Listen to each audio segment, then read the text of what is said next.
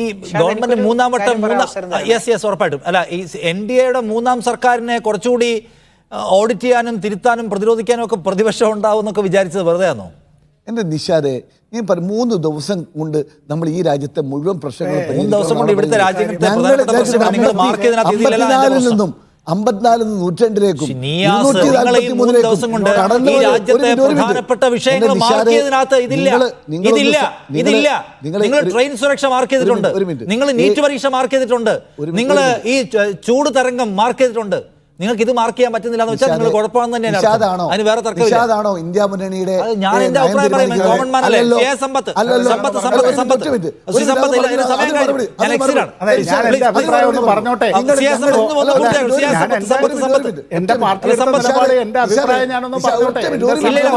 സമയമില്ല. ഞാൻ പാർലമെന്റിൽ അംഗസംഖ്യയുടെ ബലത്തിൽ മാത്രമല്ല CPIM ഈ വിഷയങ്ങളെ ഏറ്റെടുക്കുന്നത്, CPIM-വുമായി ബന്ധപ്പെട്ട വർഗബഹുജന പ്രസ്ഥാനങ്ങൾ ഏറ്റെടുക്കുന്നതും അങ്ങനെ ജനങ്ങളെ അണിനിരത്തി നടത്തുന്ന പോരാട്ടങ്ങളും നിയമ പോരാട്ടങ്ങളും.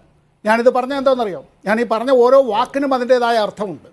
കർഷകരുമായി ബന്ധപ്പെട്ട വിഷയത്തിൽ, തൊഴിലാളികളുമായി ബന്ധപ്പെട്ട വിഷയങ്ങളിൽ ആ വർഗ ഐക്യം ഊട്ടിയുറപ്പിച്ചുകൊണ്ട് നടത്തിയതായ പ്രക്ഷോഭം, ആ പ്രക്ഷോഭം BJPയുടെ തെറ്റായ ആ നടപടികളെ, നിലപാടുകളെ അത് തുറന്നു കാണിക്കാനും അത് തെരഞ്ഞെടുപ്പിലടക്കം അതിൻ്റേതായ പ്രതിഫലനങ്ങൾ ഉണ്ടായി. ശരി. 2, ഇവിടെ ഇലക്ട്രൽ ബോണ്ടുമായി ബന്ധപ്പെട്ട വിഷയത്തിൽ സുപ്രീം കോടതിയിലേക്ക് കേസുമായി പോയ ഇന്ത്യയിലെ ഏക രാഷ്ട്രീയ കക്ഷി CPIM ആണ് എന്നുള്ള കാര്യം കോൺഗ്രസും മറന്നു പോകരുത്.